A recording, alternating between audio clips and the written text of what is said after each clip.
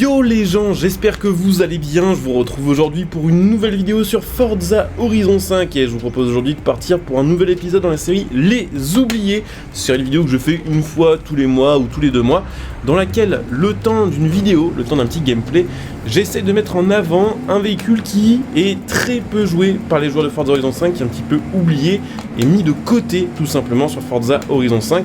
Donc là il me semble que ça doit être le 5e ou 6e épisode que je fais dans cette série de vidéos. Et je suis assez content parce que j'ai réussi à trouver pour cet épisode un véhicule qui pourtant sur le papier devrait vous intéresser, puisque c'est une nouveauté Forza. Ce véhicule là on ne l'avait pas sur Forza Motorsport ou sur Forza Horizon avant ce Horizon 5.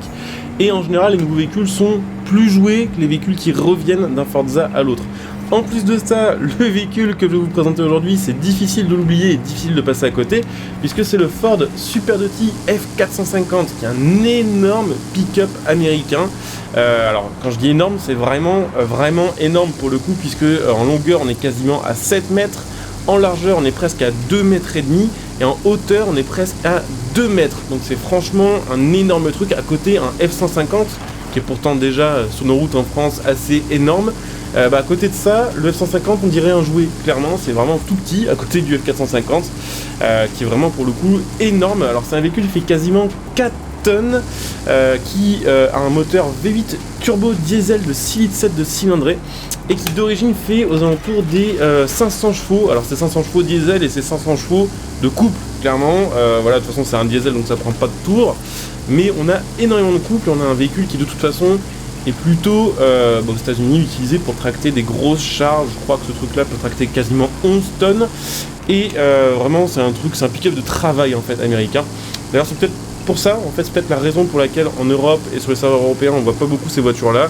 C'est tout simplement parce qu'à mon avis c'est plutôt pensé pour faire plaisir à la communauté américaine de Forza Horizon et plutôt pour le RP, sachant que sur Horizon 5 malheureusement il n'y a pas tant de possibilités que ça de faire du RP. Je pense qu'au final c'est assez logique que ce genre de véhicule soit un petit peu oublié. Mais pourtant sur le papier, même au niveau des performances, il est assez cool, puisqu'on a le 0 à 100 qui se fait en 7 secondes et une vitesse de pointe aux alentours des 210 km/h. Ce qui est clairement pas dégueu pour un véhicule qui est de base en classe D. Voilà, clairement la plus faible catégorie de performance du jeu. Ces performances là sont plutôt correctes. Par contre le freinage est évidemment ignoble. Et la tenue de route, dès que vous dépassez de toute façon 100 km/h dans les virages serrés, vous pouvez juste pas tourner. Mais voilà, je le trouve plutôt stylé et c'est vrai que je l'ai jamais moi-même conduit en fait sur Forza Horizon 5. Donc c'est un petit peu l'occasion rêvée peut-être de le mettre un petit peu en avant pour vous, mais aussi de le tester de mon côté. Vous voyez un petit peu la taille du truc, la taille des roues, c'est assez énorme, hein. C'est vraiment gigantesque ce truc là. Donc ce que je vous propose, c'est d'aller regarder un petit peu les améliorations, les customisations. Si on va essayer de se faire un petit build sympa. Et puis on ira peut-être faire une petite course ou deux avec, histoire de voir un petit peu ce que ça peut donner. Je vais vous faire une petite accélération quand même avec, parce que effectivement, vu les perfs, ce serait con de passer à côté pour un véhicule de classe D. On va se faire un petit départ en mode comment dire, 400 mètres départ arrêté. Enfin départ tout court en fait. On va voir quelle vitesse on arrive à atteindre devant le pont. Et vous voyez que pour un truc qui fait 4 tonnes, qui est en classe D, l'accélération est quand même assez insane. Donc j'ai hâte de voir ce que ça va donner avec les améliorations. Puisque clairement là, d'origine, il me paraît assez fumé pour sa catégorie de performance. Alors après, il y a un petit truc quand même, c'est vrai, un petit détail, c'est que l'animation de passage des vitesses n'est vraiment pas modélisée du tout. Il y a des véhicules comme ça où il y a un petit peu de flemme. Alors je me pose la question, c'est peut-être simplement que ces véhicules-là n'ont pas de mode semi-séquentiel. C'est une boîte 10, donc c'est une boîte auto, peut-être qu'il n'y a pas sur ces véhicules-là de boîte où c'est directement vous qui allez choisir les rapports. Peut-être que c'est au levier, peut-être que c'est pas aux palettes, en tout cas là il y a zéro animation de passage de vitesse, ce qui est quand même un petit peu dommage. Bref, on va aller regarder les améliorations et les customs. Je sais pas trop dans quelle catégorie on peut le jouer, on va bien voir, hein, ça va être un petit peu la surprise. Comme je vous disais, je ne l'ai jamais joué moi-même en fait. Ah, et le plus beau là-dedans, c'est qu'il n'y a même pas de raison qu'il soit vraiment rare, entre guillemets, puisque c'est un véhicule de la concession de base de Forza Horizon 5 et qu'il est seulement à 70 000 crédits. Donc autant vous dire que normalement tout le monde devrait l'avoir, puisque 70 000 crédits sur le jeu, c'est rien du tout. Alors évidemment il y aura pas mal d'améliorations disponibles dessus, pas mal de swaps, bon, des V8, des V10, même des V12, le V8 7,4 litres biturbo aussi qui doit venir du Monster Truck Bench Shaker il me semble. Donc il y aura pas mal de choix. Après je pense que moi personnellement je vais le laisser plutôt sur le moteur de base en V8 turbo diesel, puisque les diesels pour le RP et pour ce genre de véhicule je trouve que c'est quand même pas mal adapté vu le poids qu'on a en fait clairement. Mais on va voir un petit peu ce qu'on fait. Déjà, on va pouvoir un petit peu améliorer le moteur, on va être à plus de 3000 Nm de couple, ce qui est quand même assez énorme.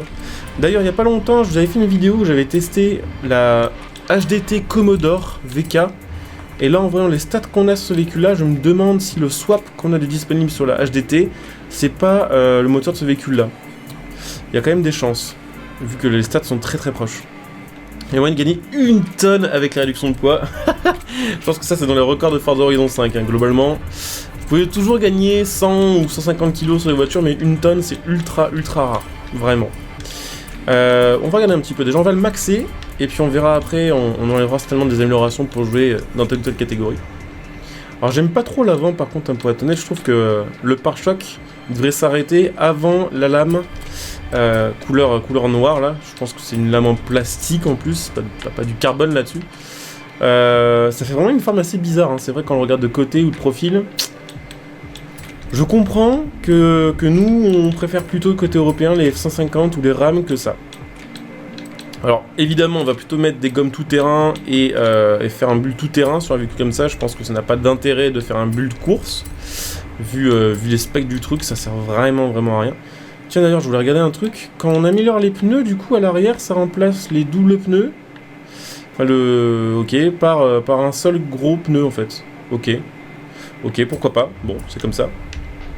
Alors les jantes, question, est-ce qu'on laisse les jantes d'origine ou est-ce qu'on les change, sachant qu'elles ont vraiment un style à part et qu'on n'aura rien sur le jeu qui sera dans le même style, je me pose quand même la question. Après il y a des petites améliorations, ah ouais si quand même le moyen de le mettre en mode rallye raid, ce que je vais pas faire, putain ça allonge encore le véhicule qui fait déjà quasiment 7 mètres, comment c'est bizarre à regarder niveau silhouette. Donc ouais non, je pense que je vais le mettre comme ça.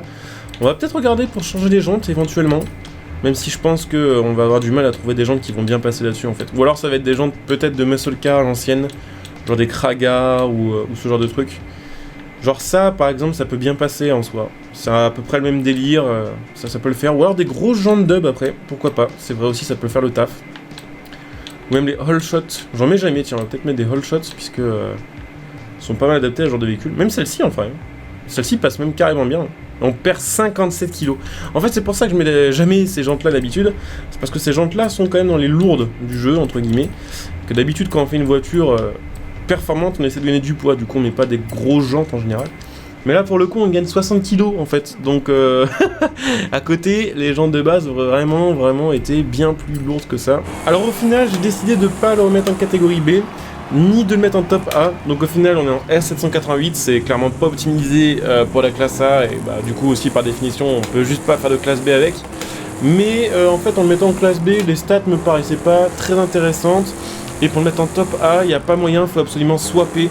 Donc je trouvais pas ça très intéressant non plus, sachant que je trouve que ce moteur là fait un son très cool en fait. Pour un V8 diesel, c'est un véhicule qu'on entend quasiment d'ailleurs pas sur le jeu, il y a vraiment très peu de véhicules qui font un son similaire. Du coup je trouvais ça dommage de perdre ce son là, même si évidemment certains seront pas fans. J'aime bien genre ce petit côté un peu monstre qui se réveille avec un petit peu de crépitement vers les 3500 tours. Je trouve que c'est plutôt cool. Donc au final je vais plutôt en fait avec ce véhicule là me faire un véhicule je pense plutôt à balade en soi qu'un véhicule de course en fait. Je pense qu'en cross-country il a pas vraiment ses chances d'être bon parce qu'il est trop long et que les trop gros véhicules en général est trop long.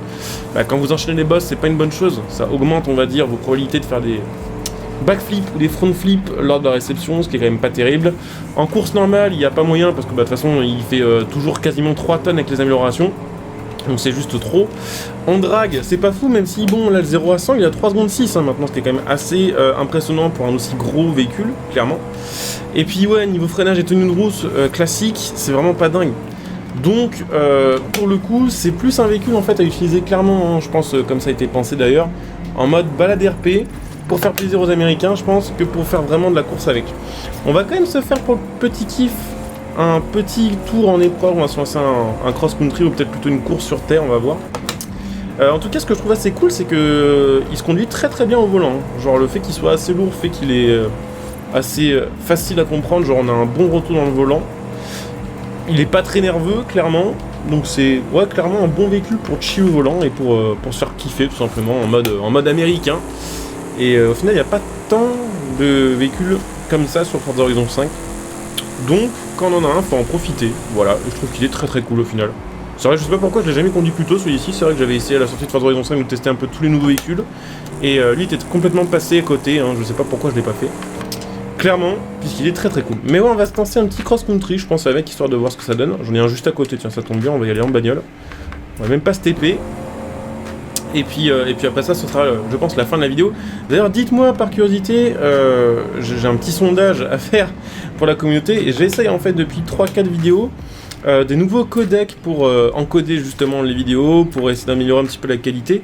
Parce que j'ai remarqué que ces derniers temps, sur YouTube, la qualité de mes vidéos c'était vraiment effondré quoi, genre j'ai jamais eu vraiment les meilleurs presets, malheureusement vu que j'ai pas la fibre, je n'enregistre pas, et surtout je ne rends pas en 4K parce que sinon les uploads durent vraiment trop longtemps pour ma connexion, mais ça fait un moment que j'ai l'impression que les vidéos 1080p de YouTube ont baissé en qualité, pas forcément sur toutes les chaînes mais en tout cas sur la mienne, j'ai vraiment l'impression que c'est beaucoup plus flou depuis un moment et beaucoup moins agréable à regarder. Du coup là j'ai changé de codec, j'ai changé de preset aussi de rendu vidéo. Et j'arrive pas vraiment à me rendre compte si c'est mieux ou pas. J'ai l'impression que c'est mieux, mais je me demande si c'est dans ma tête, voilà, peut-être à force de chercher absolument à trouver une amélioration, peut-être qu'à force, mon esprit me joue un peu des tours et que c'est uniquement dans ma tête. Donc dites-moi en commentaire, voilà, si depuis quelques vidéos vous trouvez que le rendu est meilleur, que ce soit en termes de qualité, en termes de flou, et peut-être aussi en termes de couleur. Voilà, j'ai changé d'encodeur et je trouve que c'est mieux, mais j'arrive pas à savoir si c'est dans ma tête que c'est mieux ou si c'est vraiment la réalité. Tiens, on va se mettre en pro. Comme ça, on va bien se faire défoncer. Puis on va réactiver la minimap aussi. Parce que je connais pas le circuit. Et ce sera déjà pas mal. Hop, carte activée. Voilà. Et on se lance ça. Avec notre petit Ford F450 Super Duty. Qui a effectivement une bonne patate hein, pour les démarrages. C'est plutôt cool. Après, on a 1000 chevaux. Hein. 1000 chevaux et 1000 chevaux diesel, donc il y a 3 minutes net de couple. Clairement, c'est assez logique au final que ce véhicule ne peine pas à se lancer, quoi. Mais bon, des fois sur Forza Horizon, on a des mauvaises surprises. On peut avoir des véhicules qui sont très puissants, qui ont des bonnes stats d'accélération et qui au final, clairement, sont pas si fous que ça. Alors par contre, le maniement, c'est une catastrophe. Le maniement, c'est une catastrophe. Le freinage, il est abominable. Ça tourne pas. C'est spécial, hein. C'est vraiment un véhicule de balade. Ou alors c'est un véhicule peut-être à jouer en catégorie D ou en catégorie C. Peut-être que là, il y a une utilité, je sais pas. Peut-être aussi hein, que ce véhicule est beaucoup joué aux États-Unis et pas en Europe. Hein. Peut-être que juste moi je tombe que sur des serveurs où il y a des Européens et du coup je vois jamais ce véhicule. Peut-être qu'on a aussi pas mal d'hommes de communauté qui le jouent mais qui le jouent pas par exemple en balade libre, qui le jouent peut-être en rival ou ce genre de truc. Ce qui expliquerait pourquoi je suis un petit peu passé à côté vu que je fais pas trop de mode compétitif ni de Horizon Life. Mais ouais, dites-moi un petit peu ce que vous en pensez en tout cas de ce véhicule, et puis n'hésitez pas comme d'hab à laisser un petit like, à commenter, à partager, à vous abonner.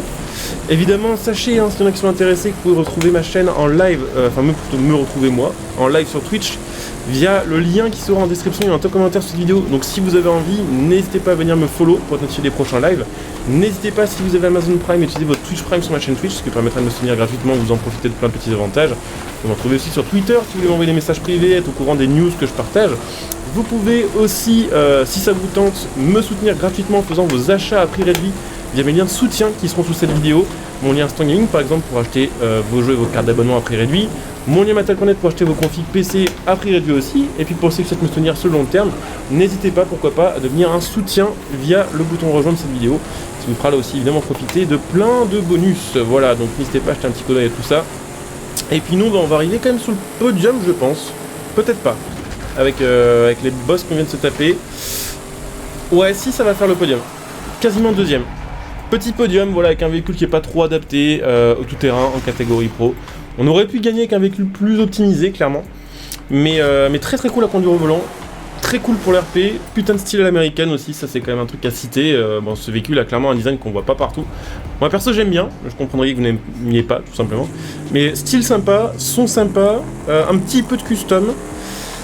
Véhicule complètement hors du commun sur Forza Horizon 5. Par contre, voilà, pour négatif, clairement, le maniement, le freinage et l'impossibilité de jouer ces véhicules sans swap et sans grosse modification dans plein de catégories. Donc voilà, j'ai trouvé cool, j'espère que cette vidéo vous aura donné peut-être un petit peu envie de le rouler. Si c'est le cas, ben voilà, dites-moi encore un petit peu en commentaire ce que vous en avez pensé. Et puis ben, on se retrouve très bientôt pour une autre vidéo. Bonjour à tous, ciao.